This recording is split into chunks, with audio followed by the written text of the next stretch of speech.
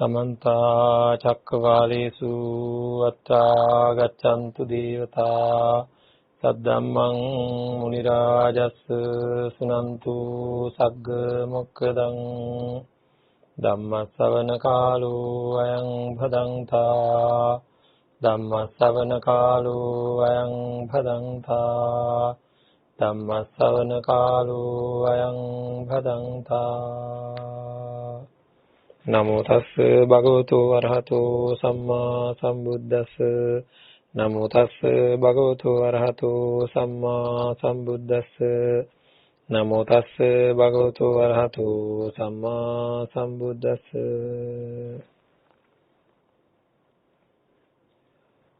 සබ්බේ සංඛාරා අනිච්චාති යදා පඤ්ඤාය පස්සති අත නිබ්බින්දති දුක්ඛේ ඒස මග්ගෝ විසුද්ධියා සදා බුද්ධ සම්පන්න පින්වත්නි සම්මා සම්බුදුරජාණන් වහන්සේ දේශනා කරන්න යෙදුන ධර්මයට අනුව අපේ ජීවිත සකස් කරගත යුතු තියෙනවා. මේ ජීවිතය සකස් කරගෙන සසර ජීවිතය සුවපත් කරගෙන උතුම් නිවනින් සැනසෙනවා කියන අදිෂ්ඨානය ප්‍රාර්ථනාව හැම කෙනෙක්ම ඇති කරගත යුතු තියෙනවා. හැමෝම අපි ජීවිතය ගෙවන්නේ අපිට දැනෙන හැඟෙන ආකාරයට.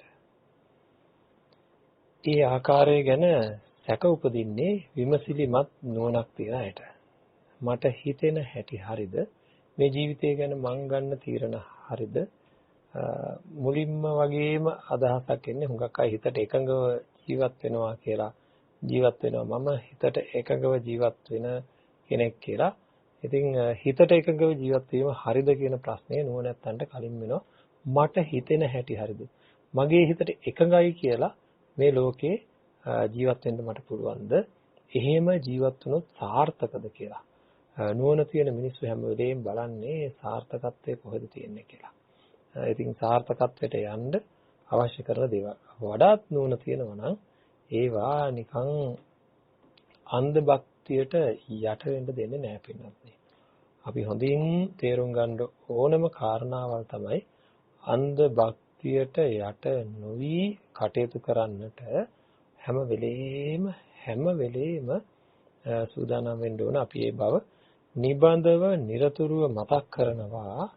මොකද මේ මිත්‍යා දෘෂ්ටිය තේරුමක් නැති දේවල් Tamanට කාරණා සහිතව තේරුම් ගන්න බැරි දේවල් අතහැරලා දාන්න ඕනේ. අපි මතක් කරනවා ඒ බව නිබඳව නිරතුරුව සැරෙන් සැරේ එක එක දේවල් ගැන.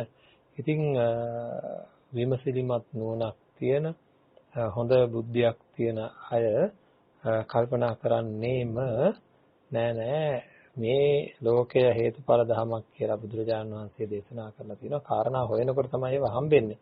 ඒක හරියට දැනුණොත් එහෙම හරියටම තේරුම් ගත්තොත් හේතුඵල ධමයක් කියලා ආත්මීය සංඥාව සම්පූර්ණයෙන්ම නැතිලා යනවා. ආත්මීය සංඥාව සම්පූර්ණයෙන්ම නැතිලා යනවා.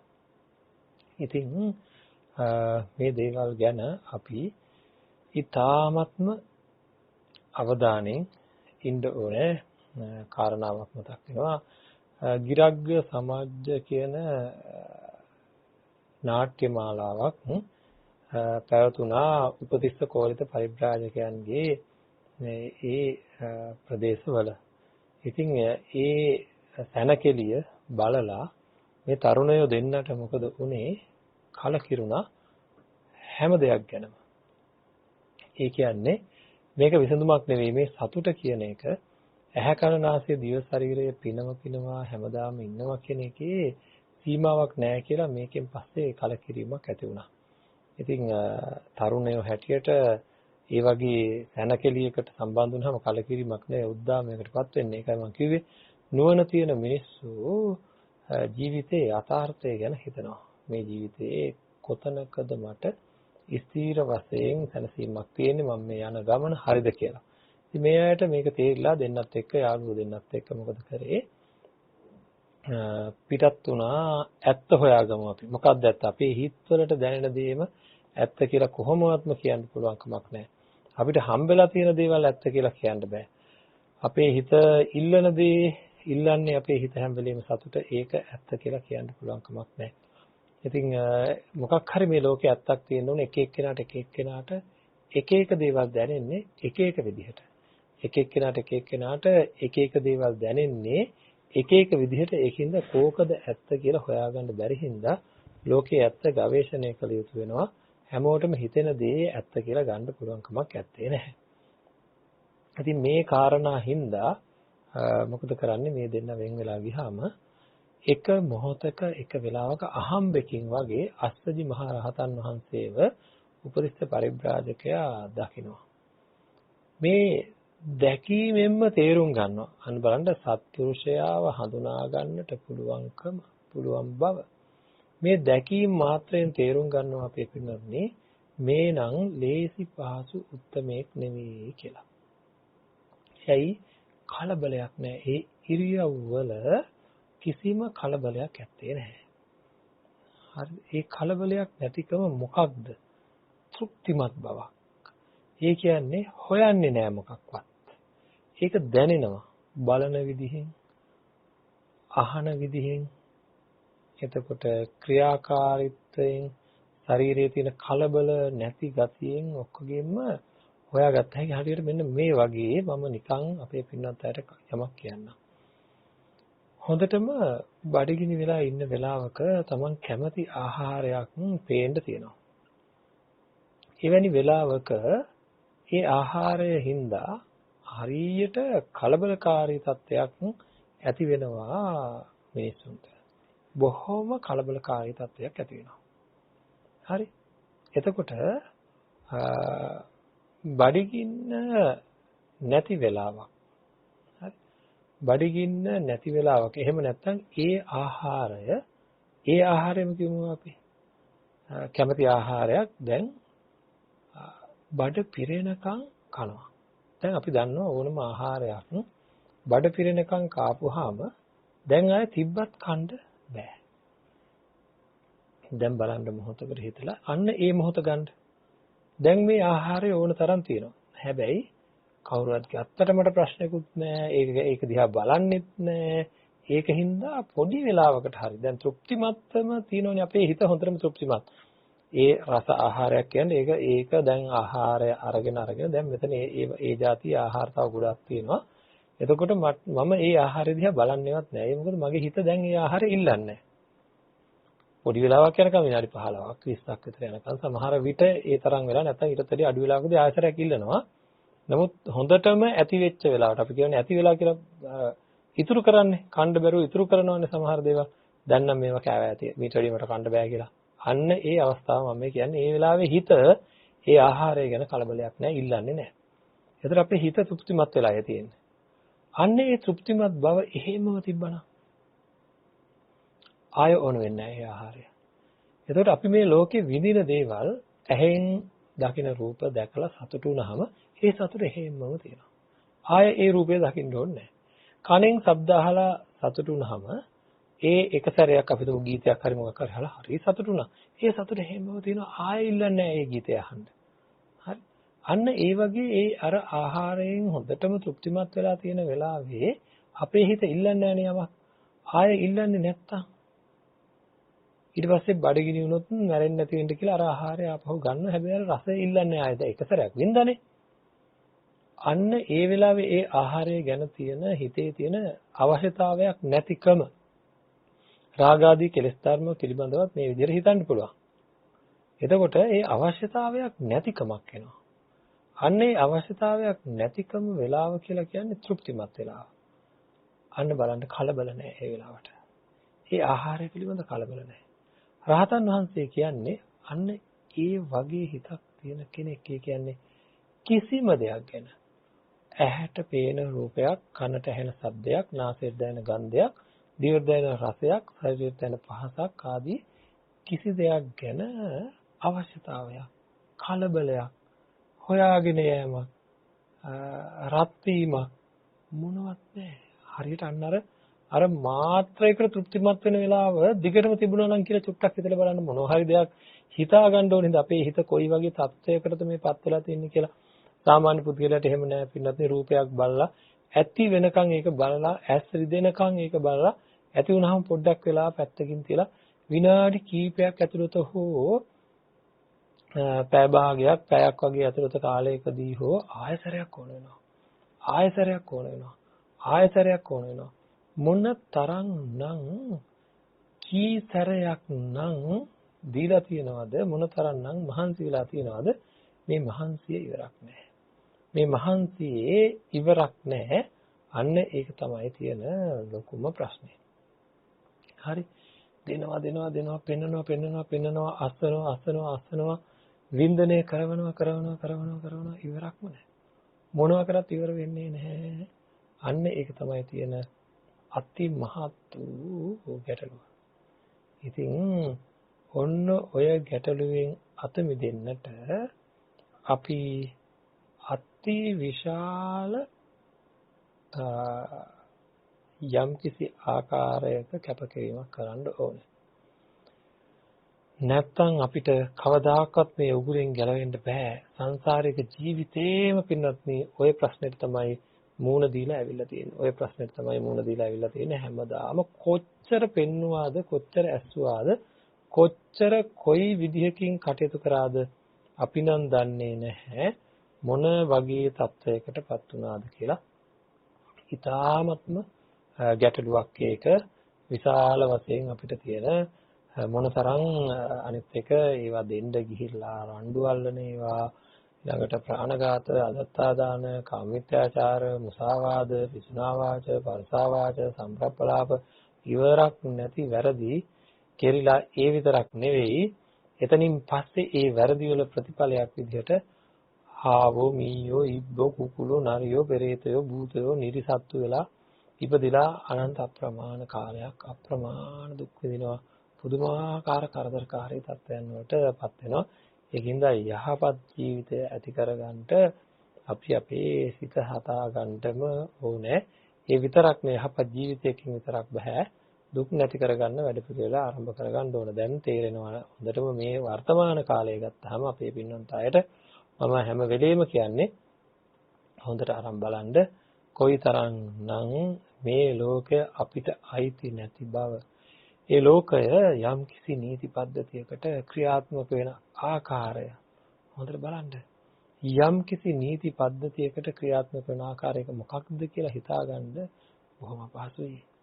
ඒක මොකක්ද කියලා හිතාගන්න බොහොම අපහසුයි. හැබැයි බුදුරජාණන් වහන්සේ දේශනා කරපු ධර්මයට අධිකතර වූ නිග්‍රහ කිරීම තිබුණා පසුගිය වකවාණු වල.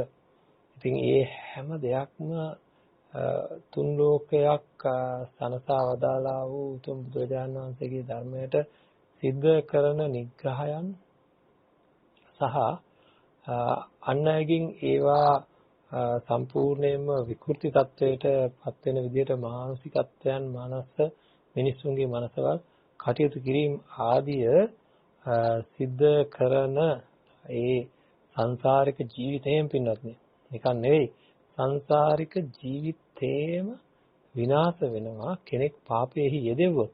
එහෙද පාපයෙහි යොදවන්නන් සහ නියත මිත්‍යා දෘෂ්ටිය සමාදන් කරවන්නන් මේ සමාජයේ හැසිරුණා අපි දැක්කා. ඉතින් මහා පාපයන් සිද්ධ කරගන්නවා. අපාගාමී දේවල් සිද්ධ කරගන්නවා. ඉතින් ඒ අයට බොහෝ දඬුවම් ලැබෙනවා බුදුරජාණන් වහන්සේගේ කාලයේදී පවා බොහෝ දඬුවම් ලැබෙනවා. ඉතින් බොහොම පරිස්සම් වෙන්න ඕන ජීවිතේ. මම දන්න ශේස්ත්‍රයක් තියෙනවා. දන්න ශේස්ත්‍රය තුල ඉඳගෙන තමයි අපි කටයුතු කරන්නට ඕනේ. දන්න ශේස්ත්‍රය තුල ඉඳගෙන කටයුතු කරන්න ඕනේ. මේ අතිමහත් වූ ශක්ති සම්පන්න දේවල් වලට නොදැනගෙන අත තියන්න හොඳ නැහැ. අපිට උනත් එහෙම තමයි පෙන්නත්. අපිට යන්තම් හරි දැනුණොත්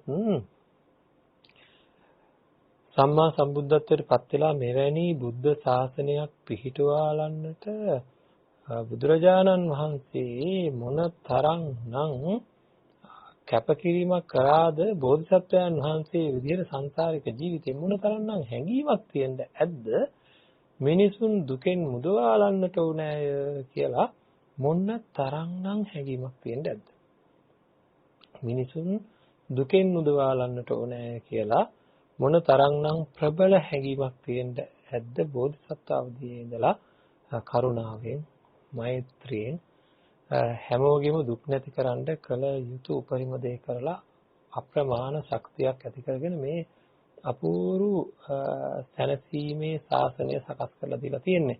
ඉතින් එහෙම අදිමහත් වූ ප්‍රබල ශක්තියක් ඇති කරගත්ත උත්මයෙක් ඊටාම ප්‍රබල මෛත්‍රියකින් සකස් කරපු ශාසනයක අයිතිකාරයෝ වගේ Tamanට කැමති විදිහට මේවා අර්ථ දැක්වීම ඊටාමත්ම නරක ඊටාමත්ම විපාක සහිත දැඩි විපාක ලැබෙන කාරණාවක්.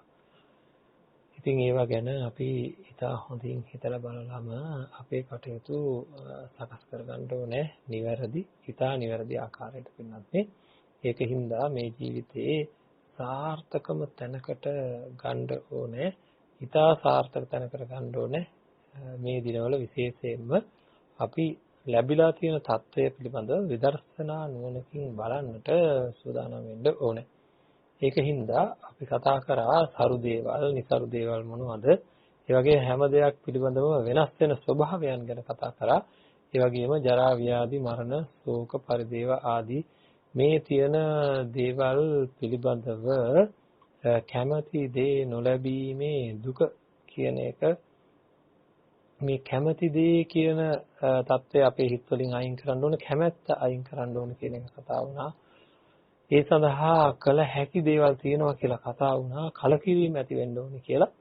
කලකිරීම කියන්නේ අඬන කලකිරීමක් නෙවෙයි.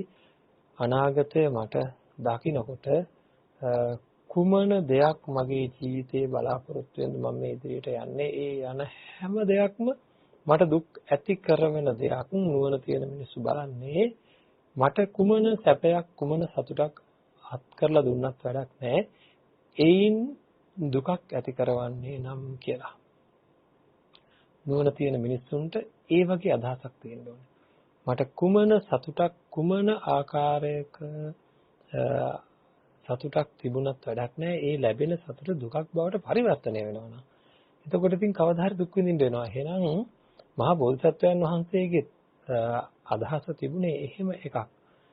සිද්ධාර්ථ කුමාරයා විදිහට නොයේකුත් සැප ලැබුණාට ඒ අතීත සංසාරික ජීවිතයේ තිබුණා වූ පාරමිතා ශක්තිය නිසා ඒ උත්තමයාණන් වහන්සේට පහළ වෙන අදහස ඒක මේ සැප කිසිවකින් වැඩක් නැහැ. ඒවා දුකටපත් වෙනවා.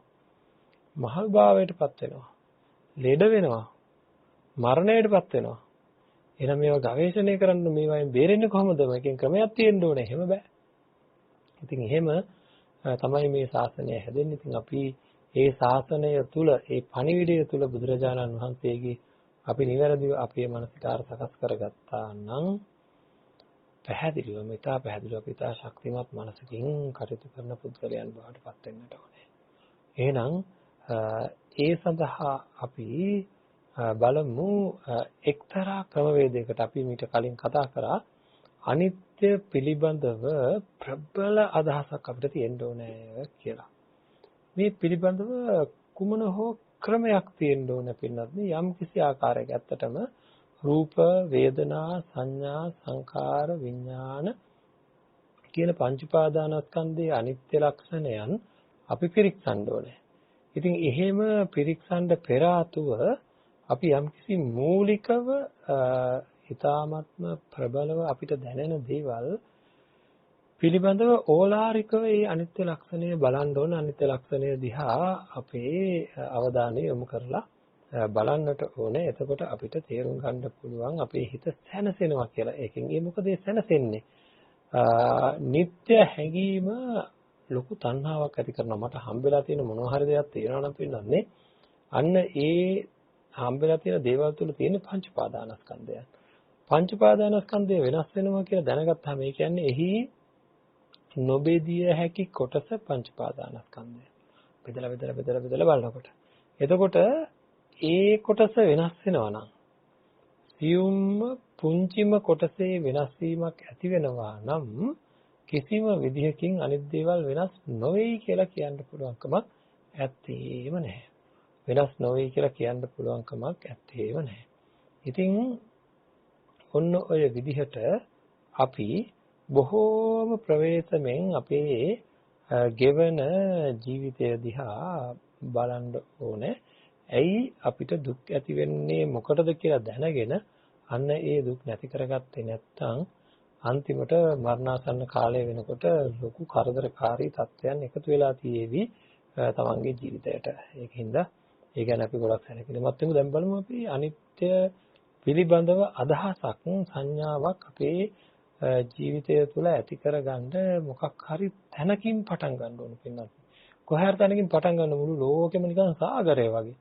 ඒක තාම මට ලොකුවට මේක දැනෙන්නේ නැත්තම් මට තදින්ම නිත්‍ය වශයෙන් දැනෙන්නේ මොනවද කියලා තදින්ම උපාදානය වෙලා තියෙන්නේ මොනවද කියලා බලලා අන්න එහි අනිත්‍ය ලක්ෂණය හොයාගන්න අපි උත්සාහ කරොත් ගොඩක් සාර්ථක වෙයි. මේක ඉතින් ධර්මයේ තුල තියෙන ක්‍රමවේදයන් අරගෙන අපි පෙළගස්සගත්ත පුංචි උපක්‍රමයක්. මේක ධර්මයේ තියෙන ක්‍රම වලට පොඩ්ඩක්වත් පටහැනි දෙයක් නෙවෙයි පින්නත්නි.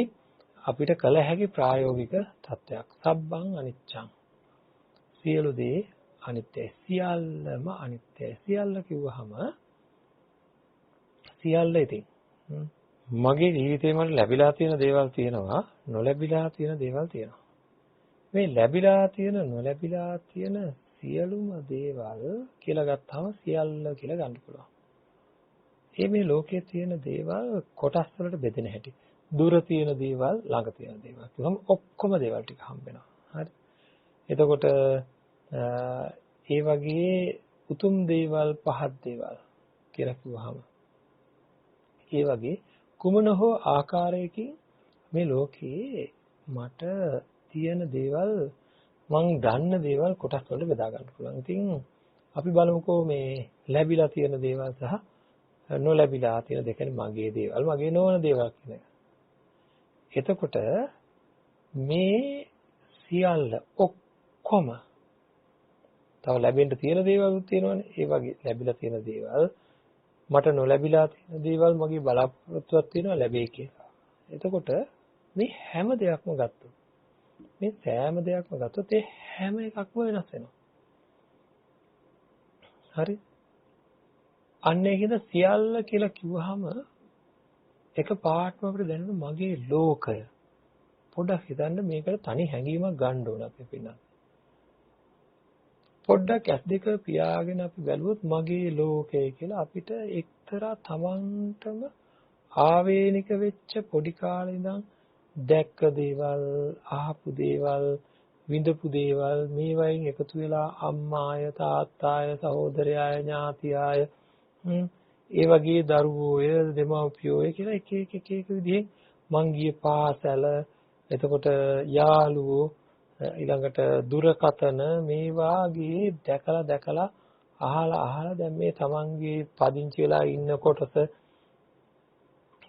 තමන්ට තියෙන යාන වාහන ආදී ඉඩ කඩම් මේ ඔක්කොම එකතු වෙලා මට කියලා හැදිලා තියෙන ලෝකයක්.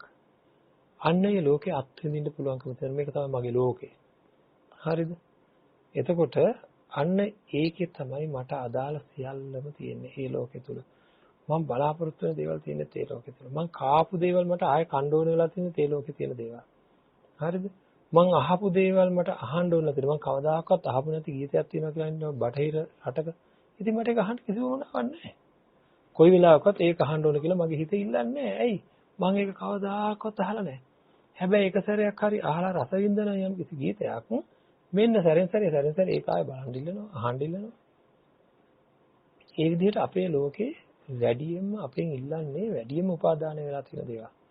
ලෝකේ පුද්ගලයෝ ඕන තරම් ඉන්නවා. සමහර අය මට දැක්කත් එකයි නොදැක්කත් එකයි. හැබැයි සමහර අය නම් පේන්න බෑ. අන්න ඒ අයවත් මං අල්ලන් ඉන්නේ. මගේ ලෝකේ මට පේන්නම බැරි අය. එන්න එපා මගේ ඇස් ඉස්සරහට ආවොත් මට තද බල විදිහට කිපෙන ගැටෙන පිරිසක් ඉන්නවා. ඒක මේ මෙහි ආවට පස්සේ මේ ඉපදුනාට පස්සේ හැදිච්ච එක. ඒ කට්ටියක් ඉන්නේ. ඒ කට්ටියත් මගේ ලෝකේ ඉන්නවා. තදින්ම ඉන්නවා. ඒ වගේම කොයි වෙලාවෙද මට දැක ගන්න හම්බෙන්නේ කියලා දැක ගැනීමේ ආසාවෙන් ඉන්න පිරිසක් ඉන්නවා. ඉතින් මෙන්න මේ වගේ අපිට පින්නත් ඔය වගේ අදහස් තියෙන්නට ඕන, තේරෙන්න ඕන මගේ ලෝකය කියලා එකක්. එතකොට මගේ ලෝකය කියලා ගත්තාම ඒ ලෝකේ හැම දෙයක්ම ගැන මම චුට්ටක් අවධානය යොමු කරලා බලනවා. මට දැනෙන ප්‍රබල දේවල් තියෙනවා, මම ආසා කරන දේවල්, ඒ හැම දෙයක් ගැනම නුවණින් පොඩ්ඩක් හිතලා බලනකොට මට තේරෙනවා හැම එකක්ම වෙනස් වෙනවා කියලා. හැම එකක්ම තිබ්බ විදිහට නෙවෙයි, පටන් ගන්නකොට තිබ්බ විදිහට නෙවෙයි දැන් තියෙන්නේ. ඊළඟට ඒක වෙනස් වෙනවා. ඒ වෙනස් වෙනවා විතරක් නෙවෙයි, නැත්තටම නැති වෙලා යනවා. එහෙනම් මගේ ලෝකේ සමහර දේවල් ඇති වෙලා තියෙනවා. සමහර අය මම දැකලා තියෙන මට වයස අවුරුදු මෙන්න මෙච්චර කාලෙකදී. එදා වෙනකන් එයා මගේ ලෝකෙට එකතු වෙලා නැහැ. අන්න ඇති වුණා මගේ ලෝකේ ඒ තැනත්තාව. හම් වෙනකොට හිටිය විදිහ නෙවෙයි දැන් ගොඩාක් වෙනස් වෙලා. කොයි හරි වෙලාවක නැති වෙනවා. ඒ වගේම තමයි ආහාරයක් කියලා හිතන්න. ඒ ආහාරය මගේ ලෝකේ ඇති වෙලා තියෙනවා.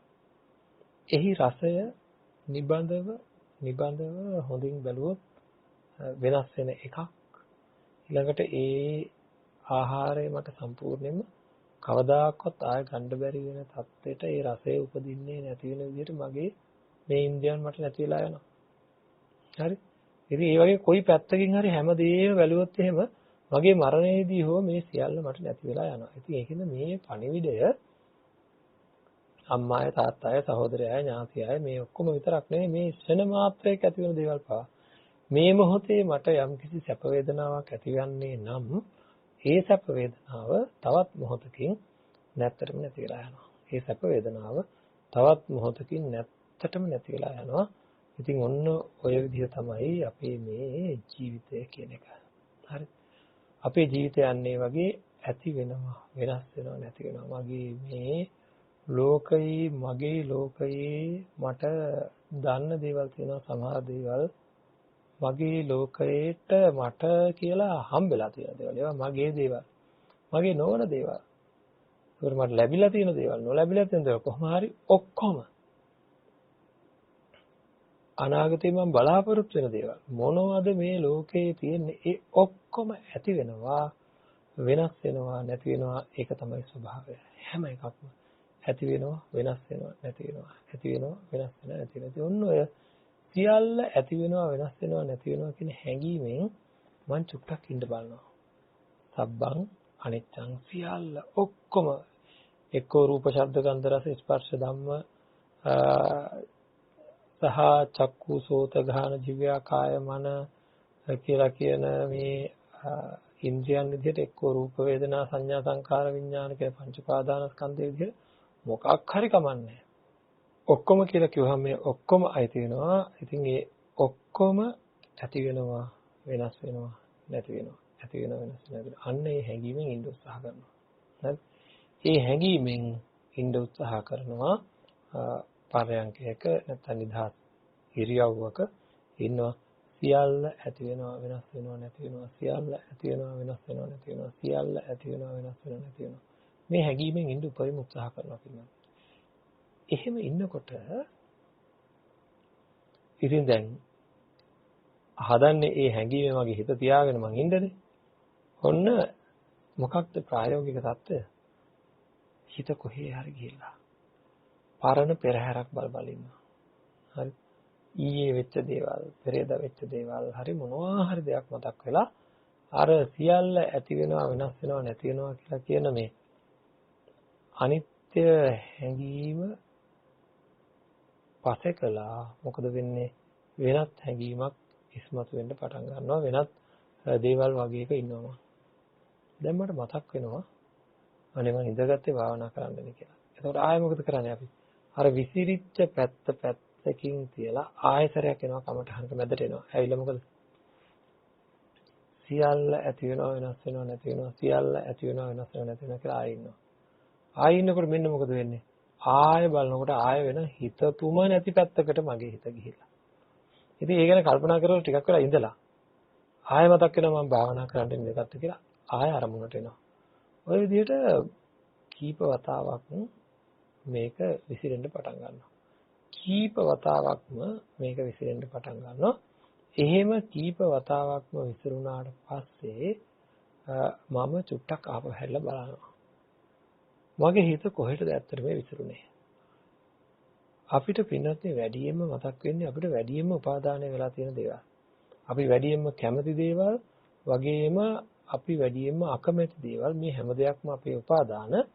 ඒ කියන්නේ තරහකාරයෙක් හිටියා නම් ඒ තරහකාරයා මතක් වෙනවා. තරහක් තිබුණා නම් ඒ තරහ මතක් වෙනවා. එතකොට බොහොම ලෙන්ගතු අය හිටියා නම් අම්මා අය තාත්තා අය ආදී වශයෙන් ගොඩාක් ලෙන්ගතු අය හිටියා නම් එයාලව මතක් වෙනවා. ඒ වගේ ජීවිතයට සම්බන්ධ ඒ වගේ දේවල් තමයි මතක් වෙන්නේ. එතකොට අන්න එහෙම මතක් වෙනකොට අපිට ඒ දේවල් ඒ ආකාරයට දැන් මොකද වෙන්නේ? මං අරන් බලනවා මේවයි වැඩිපුරම මට මතක් වෙලා තියෙන්නේ මොනවද? ඒ දේවල් ටික අරගෙන බලනකොට වැඩිපුරම මතක් වෙලා තියෙනවා. සමහරට මං වාහනයක් වෙන්න පුළුවන්. ඉඩමක් වෙන්න පුළුවන්. නැත්නම් ආදරය කරන කෙනෙක් වෙන්න පුළුවන්. දරුවෙක් වෙන්න පුළුවන්. මේ තමයි වැඩියෙන්ම මතක් වෙලා තියෙන දේ. අන්න ඒ වැඩියෙන්ම මතක් වෙලා තියෙන දේ පින්නත් මට වැඩියෙන්ම උපාදානය වෙලා තියෙන දේ විදිහට ගන්න පුළුවන්. ඒක සාමාන්‍ය ඇගීමක්. නැතු මේ අනිවාර්යයෙන් මේකම කියලා කියන්න බෑ. නමුත් සාමාන්‍යයෙන් ගත්තාම වැඩියෙන්ම මතක් වෙන්නේ වැඩියෙන් උපාදානය වෙලා තියෙන දේවල්. ඉතින් ප්‍රශ්නයක් නෑ ඒක වැඩිම එක නොවුනත් දෙවෙනි එක තුන්වෙනි එක 10 වෙනි එක 15 වෙනි එක වුණත් කවන්නේ මොකක් හරි උපාදානයක් හැබැයි. තේරෙනවා ඒක හොඳට මේකත් එක්ක රත් වීම දැවීම තියෙනවා නම් පැහැදිලිවම උපාදානයක්. දැන් මම මොකද කරන්නේ? අන්න ඒ උපාදානය සිද්ධ වෙලා තියෙන වස්තුව අරගෙන වෙනමම මෙනෙහි කරනවා. කොහොමද? දැන් ඒ අම්මා කියලා හිතන්නකෝ. අම්මාගේ ඇතිවීම, වෙනස් වීම, නැතිවීම. මම දන්න කාලේ අම්මා කොහොමද හිටියේ? දැන් කොහොමද ඉන්නේ? ඒ වගේ ඒ රූපය, ඒ චේතනාවල්, ඒ සියලු අදහස් මේ හැම එකක්ම ඊටාම වේගයෙන් වෙනසකට ලක් වෙනවා Tamanට දැනෙනවා. ඊටාම වේගයෙන් වෙනසකට ලක් වෙනවා දැනෙනවා. ඉතින් අන්න ඒ වෙනස තමයි අපි අත්දකින්න ඕනේ, අත්විඳින්න ඕනේ මේ අපේ ජීවිතයේ මෙන්න මේ වෙනසට. දැන් අම්මා කියලා ගත්තොත් අම්මාගේ අවුරුදු 10කට ඉස්සෙල්ලා හිටිය විදිහ මොනවද? ශරීරය සහ හිත සිතුවිලි. ඒවා දැන් වෙනස් ගොඩක්. අවුරුදු 10න් 10ට අම්මා වෙනස් වෙලා. 5න් 5ටත් වෙනස් වෙලා. ඒ විදිහට මෙනෙහි කරනවා. අවුරුද්දෙන් අවුරුද්දට ගත්තත් එයා ගොඩාක් වෙනස් වෙලා. මාසෙන් මාසෙට ගත්තත් වෙනස් වෙලා. සතියෙන් සතිය දවසෙන් දවස ගත්තාම මේ අද ඉන්නේ කියලා නෙමෙයි හෙට ඉන්නේ. හොඳට අත්දැකලා ඇති නේද? එයාගේ අද තියෙන සිතුවිලි නෙවෙයි හෙට තියෙන්නේ හාත්පසින්ම වෙනස්. සමහරට ශරීරයත් වෙනස් වෙලා තියෙනවා. ඉතින් ඒ වගේ ටික බලනකොට හොඳට තේරෙනවා පැයකිනුත් වෙනස් වෙනවා. හරි? ඉතින් මේ විදිහට ඒ වෙනස් වීමේ ලක්ෂණ පිරික්සනවා ජීවි හෝ අජීවි වස්තුවේ. හොඳට මෙනෙහි කරන්න ඕනේ. එහෙම මෙනෙහි කරාට පස්සේ අපි දන්නවා පින්වත්නි සංඥාව කියලා කියන්නේ හඳුනා ගැනීම. මම මෙච්චර කාල අම්මා වෙනස් වෙනවා කියන තැන ඉඳන් හඳුනාගත්තේ නෑ. මං හිතුවේ මම හැම වෙලෙම දන්නවා වෙනස් වෙනවා කියලා. නමුත් එහෙම සංඥාවක් එන්නේ අම්මව දැක්කට. හරිද? කොහොමද? නෑ එහෙම වෙනස් වෙන්නේ නෑ. පිස්සුද? අම්මා වෙනස් වෙන්නේ නෑ. අම්මගේ සිතුවිලි වෙනස් වෙන්නේ නෑ. ඒ වගේ වෙනස් වෙන්නේ නෑ කියන තැන හිටියා. අන්න ඒක අයින් වෙලා අම්මව දැක්කහම තව මොහොතකින් මට නැති වෙන්න පුළුවන්. ඒක මේ කාලේ හොඳටම ප්‍රකට වෙලා තියෙන. කොයි කාලයකටද වැඩිය මේ කාලේ ප්‍රකට වෙලා තියෙන වෙනස් වීම කියන එක තව මොහොතකින් වෙන්න පුළුවන්. හෙට උදේ වෙනකොට කොවිඩ් රෝගයේ වසංගතය ඇති වෙලා තියෙන්නත් පුළුවන්. අපි දන්නේම නැතුව ඒක මේ වෙනකොටත් මගේ මව්ගේ, මගේ පියතුමාගේ, මගේ සහෝදරයාගේ ශරීරයේ තිබිලා හෙට උදේ වෙනකොට මේ මියදෙන්නත් පුළුවන්. දන්නේම නැතුව එකපාරටම මාරු වෙලා එහෙම වෙන්නත් පුළුවන්. ඉතින් එහෙම වෙන අවස්ථාවන් තරම් තියෙනවා. දැන් මේ රටේ 200ක් විතර දවසකට මිය යනවනේ. ඉතින් ඒ වගේ අපිට දැනෙන්න ඕනේ පින්වත්නි මේකේ තියෙන මේ අනිත්‍ය ලක්ෂණය. අපි ළඟ තියෙන හැම දෙයකම තියෙන අනිත්‍ය ලක්ෂණය අපිට හොඳට දැනෙන්න ඕනේ. ඉතා හොඳට දැනෙන්න ඕනේ. අන්න එහෙම දැනෙනකන් මේ මෙනෙහි කිරීම කරන්න ඕනේ. ඒ වෙනමම අරගෙන ඒ වැඩියෙන් උපාදානය වෙලා තියෙන දේ දැනෙනකන් මේ මෙනෙහි කිරීම කරන්න ඕනේ. හොඳටම දැනෙනකන් මේ මෙනෙහි කිරීම කරන්න ඕනේ. ඊට පස්සේ අම්මව මතක් වෙනකොට අනිත්‍යයි කියන එක නැත්තම් වෙනස් වෙනවා නැති වෙනවා කියන එක ඒ මතකයත් එක්ක දැනෙනකන් ඒකත් එක්ක ඇති වෙනකන් ඒ තනි වස්තුව අරගෙන ජීවි හෝ අජීවි අරගෙන මොකද කරන්න ඕන? තමන් මෙනෙහි කරන්න ඕනේ. එහෙම මෙනෙහි කරපුවාම හරියට මහනුවර මතක් වෙනකොට දල්දා වහන්සේ මතක් වෙනවා වගේ, අනුරාධපුරේ මතක් වෙනවා, ජයසිරි මහ බෝධීන් වහන්සේ මතක් වෙනවා වගේ අර හඳුනා ගැනීමේ අපිට ස්ථිර වෙනවා. එතකොට අම්මා මතක් වෙනකොට අනිත්‍යයි කියන එක මතක් වෙනවා. අන්න ඒ ගානට හදා ගන්න ඕනේ. එතකොට අපි අපේ මනස නිර්මාණය කරගන්නවා පින්නත් නේ. ඒ කියන්නේ අපේ සංඥාව හදා ගන්නවා අම්මාව මතක් වෙද්දී අනිත්‍ය මතක් වෙන විදිහට. දැන් මොනවා හරි හේතුවක් උඩ අම්මාව මතක් වෙද්දී අම්මා කියන සංඥාව එනකොට ඒකත් එක්ක බැඳිලා ඒකත් එක්ක සම්බන්ධ වෙලා අනිත්‍ය කියන ලක්ෂණය අපිට මතුවෙන ඕනම වස්තුවක් ගත්තාම මේ වස්තුවේ තියෙන එක එක පැතිකඩ. දැන් බලන්න සමහර අයට සමහර වස්තු වල හැඩතල වලට තමයි හිත යන්නේ. සමහර අයට මේ වස්තුවේ හිත යන්නේ පාට වලට. මේ එක එක්කෙනා ආශ්‍රය කරලා තියෙන හැටියට. හරිද? දැන් චිත්‍රයක් කියලා ගන්නකො සමහර අයට ඡායාරූපයක් ගත්තාම සමහර අයට ඡායාරූපේ අන්තර්ගතයට තමයි. ඒ කියන්නේ මේකේ ඉන්නේ හාවෙක්, මේකේ ඉන්නේ මීයෙක්, මේකේ ඉන්නේ ඉබ්බෙක් කියලා සාමාන්‍ය පුද්ගලයාට යන්නේ ඒ ඉන්න අය ගැන. කැමරා ශිල්පියෙක් ගත්තොත් එහෙම එයාට යන්නේ මේකේ මේ කැමරාව මේ පැත්තෙන් තමයි අල්ලලා තියෙන්නේ, මේක මෙහෙමයි, මේක මෙහෙමයි. ඒක බොහොම දක්ෂයි කියලා වෙන පැත්තකට හිත යන්නේ. එකම රූපය. එතකොට සමහර අයට මේකේ ආලෝකකරණය පිළිබඳව දැන් කැමරාවල් වලින් අපි හිතමුකෝ ඔය නාට්‍ය එහෙම නිෂ්පාදනය කරන අයට ඔය මං හිතන්නේ අනිත් අයට වගේ ඔය ටෙලි නාට්‍යයක් සමහර අයට සාමාන්‍ය පුද්ගලයා ටෙලි නාට්‍ය ඇත්ත කතාවක් දිහා බලන ඉන්නවා වගේ තමයි ඒක දිහා බලන්නේ. නමුත් කැමරාකරණය කරන මිනිස්සු ඒක දිහා බලනකොට ඒ කට්ටියට ඒක වටේ කට්ටිය ඉන්නවා කියන එක හැම වෙලේම වගේ අරමුණු වෙනවා. ඉතින් ඒකයි කියන්නේ එක එක්කෙනා ඒ ආශ්‍රය කරලා තියෙන විදිහ අනුව තමයි ඒ අයට එකම වස්තුව පේන්නේ. අපි අම්මාව අනිත්‍ය වශයෙන් ආශ්‍රය කරලා නැහැ. අම්මව ආශ්‍රය කරලා තියෙන්නේ නිට්ටයයි.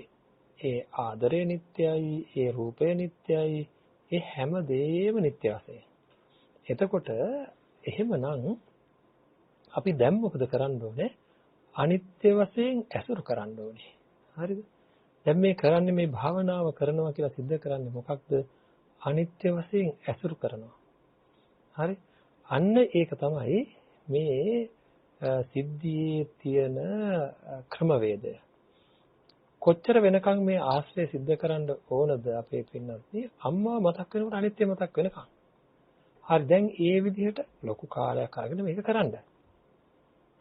එයාගේ ජීවිතය ගැන හිතනවා, එයාගේ රූපය ගැන හිතනවා, එයාගේ සිතුවිලි ගැන හිතනවා, එයාගේ වේදනාවල් ගැන හිතනවා. ඉතින් අම්මා ගැන දන්නේ මොනවද? දන්න හැම දෙයක් ගැනම හිතනවා. ඒ හැම දෙයකම තියෙන අනිත්‍ය ස්වභාවය, වෙනස් වෙන ස්වභාවය, නැති වෙන ස්වභාවය, මරණයටපත් වෙන ස්වභාවය මෙනෙහි කර කර කොහොම හරි අන්තිමට අම්මා කියන්නේ වෙනස් වෙලා නැති වෙලා යන දෙයක් කියලා තේරෙනකන් සංඥාව ඇති වෙනකන් මෙනෙහි කරන්න ඕනේ. ඊට පස්සේ ආයෙ යනවා අර සබ්බං අනිච්චං කියන කමඨානට. කියන්නේ මොකද්ද? සියලු දේ අනිත්‍යයි කියන තැනට යනවා ආයෙසරයක්. දැන් ආයෙ ඉන්නවා. ඔක්කොම අනිත්‍යයි. හැම දෙයක්ම වෙනස් වෙලා නැති වෙලා යනවා කියලා තනි හැඟීමේ ඉන්නවා. එහෙම ඉන්නකොට පින්නත් ආයෙ හිත විසිරීලා දැන් මෙන්න. හැබැයි හිත විසිරීලා නැත්තම් කල්පනාවකට වෙන කල්පනාවකට ගිහිල්ලා මතක්ුනේ අම්මාව නම්. හරිද? මතක්ුනේ අම්මව නම් පැහැදිලිවම හිතා පැහැදිලිවම පින්නත්නේ මොකද වෙන්නේ? Tamanට දැනෙනවා, තේරෙනවා මේ කිසිම කාරණාවක් නැහැ අනිත්‍ය බව. එහෙනම් අර අදහස වෙනස් වෙන්නේ නැහැ. මම අනිත්‍යයි කියන තැන හිටිය අම්මා මතක් කරනකොට අනිත්‍ය ලක්ෂණයත් එක්කමයි මතක් වෙන්නේ. එහෙනම් මගේ මනස අනිත්‍ය ලක්ෂණය ගැන මම මෙනෙහි කර කර හිටපු එකෙන් කැඩෙන්නේ නැහැ. අම්මා මතක් වුණා කියලා. හැබැයි ඒ වගේම තවත් කැමති තියෙන කව හරි මතක් වෙනවා. හරිද? එහෙම මතක් වුණාම මොකද වෙන්නේ? ඒ තරමටම නැති වුණත් එහෙම මතක් වෙච්ච ගමන් මොකද වෙන්නේ? ආයසරයක් හිතේ අර කමටහනෙන් හිත මිදිලා සමහර වෙලාවට ඔන්න මෙනෙහි කර කර ඉන්න පටන් ගන්නවා. වෙන දෙයක් මෙනෙහි කර කර ඉන්න පටන් ගන්නවා. ආය අරමුණට එනවා. ආය හිත විසිරීලා යනවා. ආය අරමුණට එනවා. ආය විසිරීලා යනවා. ඔහොම ටිකක් වෙලා කරගෙන යනකොට අනිත් පැත්ත හැරිලා බලනවාම මොනවද මතක් වෙලා තියෙන්නේ කියලා. සමහරට මගේ නිකන් හිමි වෙන්න අහිමි වෙන්න වගේ තියෙන නැත්නම් හිමි වෙලා තිබිලා අහිමි වෙලා යන්න වගේ තියෙන ඉඩම මොනවා හරි තමන්ගේ හිත ගැටෙන වස්තුවක් අන්න ඒ වගේ දෙයක් මතක් වෙනවා කියලා හිතන්න. එහෙම යමක් මතක් වෙනවා නම් ඊට පස්සේ මොකද කරන්නේ? ඒ වස්තුව අරගෙන මෙනෙහි කරනවා. මේක ලැබුණත් මට නැති වෙනවා. මේක ලැබුණත් මම මුළු ජීවිත කාලෙම මේකට නඩු කිව්වත් අන්තිමට මරණයේදී කාටවත් නඩු කියන්න දෙයක් නැහැ මේක නැති වෙනවා. ඒකේ තේරුම ඒකට නඩු කියන්නේ හෝ අසාධාරණේ නවත්වනවා කියන එක නෙමෙයි. මේකත් එක්ක තියෙන මේ රත්විල්ල දැවිල්ල පිච්චිල්ල නවතින්නේ. ඔය හුඟක් ගැටෙන්න යන්නේ එතනදී. අනිත්‍ය ගැන මෙනෙහි කරලා ජීවිතයේ සමහර ඒවා නිකන් නිවටයෝ වගේ ඔක්කොම ටික අතහැරලා දානවා කියලා අදහසක් එනවා. එහෙම එකක් නැහැ. සටනේ නැහැ. නමුත් සටනේ ඉන්නවා. මොකද්ද මේ දෙපැත්තට කියන කතාව? සටනේ නැහැ කියනවා, සටනේ ඉන්නවා කියනවා. අපේ ජීවිතේ අපි ලොකු සටනක ඉන්නේ. මොකද මේ සටන් කරන්න වෙලා තියෙනවා ජීවත් වෙන්න. හොඳ නරක එක්කත් සටන් කරන්න වෙලා තියෙනවා. සටනේ ඉන්නවා කියලා කියන්නේ කොහොමත් ඒ සටන පිරිනිවන් පානකම් නවතින්නේ නැහැ. මේ ශරීරයත් එක්ක සටන් කරන්න වෙලා. ශරීරය එක එක විදිහට හැසිරෙනවා. එයා බොහොම ගඳ දේවල් එළියට දානවා, දාඩිය දානවා, අසනීප ඇති කරනවා, රිදවනවා. මේ හැම එකම සටන් කරනවා. එතකොට මේ හැම දෙයක් එක්කම කරන සටන තියාගෙන ඉන්නවා. ඉතින් පිරිනවම් පානකම්. නමුත් උපාදානයේ තියෙන මිනිස්සු හිතෙන් රිදි තමයි සටන් කරන්නේ. ලොකු වේදනාවල් විඳ ලොකු අපහසුතාවයන් එක්ක තමයි සටන් කරන්නේ. උපාදානයේ නැති මිනිස්සු සටනේ ඉන්නවා මානසිකව පුදුම නිදහසකින්. ඉතින් Taman ළඟ ඉන්න කෙනෙකුට බනින්න උනත් පුළුවන් උපාදාන නැතත් දැනගෙන බනින්නේ. මෙයාව හදන්න නම් කිසිම ගැටීමක් නැහැ හිතේ. මෙයා මේ ලොකු වැරදි වගේක් කරනවා. මේ වැරදි නවත්තන්න මට හොඳින් කතා කරලා බෑ. මෙයාට දඬුවමක් දෙන්න ඕනේ මේ වැරදි නවත්තන්නට. අන්න එහෙම පුළුවන් වෙන්න ඕනේ තමන්ගේ පැත්තෙන් අවශ්‍ය කරන වැඩපිළිවෙල සකස් කරගන්න. හරි? තමන්ගේ පැත්තෙන් අවශ්‍ය කරන වැඩපිළිවෙල සකස් කරගන්න පුළුවන් වෙන්න ඕනේ. ඉතින් ඒවා ගැන අපි ඊ타ත්ම දැඩිව ඊ타ත්ම නිවැරදිව කටයුතු කරන්න ඕනේ අපේ ජීවිතය සාර්ථක කර ගැනීම සඳහා.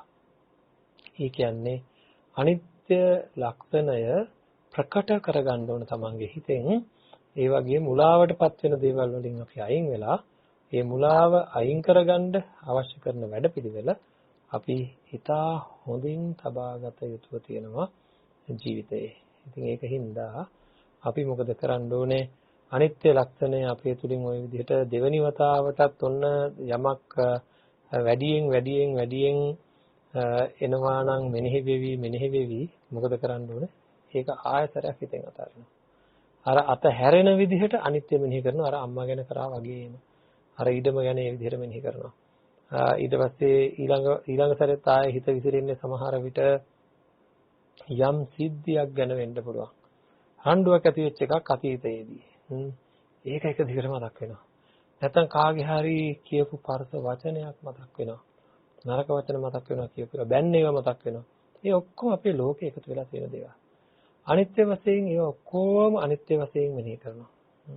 ඒ හැම දෙයක් තුලම තියෙන්නේ රූප, වේදනා, සංඥා, සංකාර, විඥාන. දක්ෂ වෙන්න ඕනේ මේ පහට කඩා ගන්න.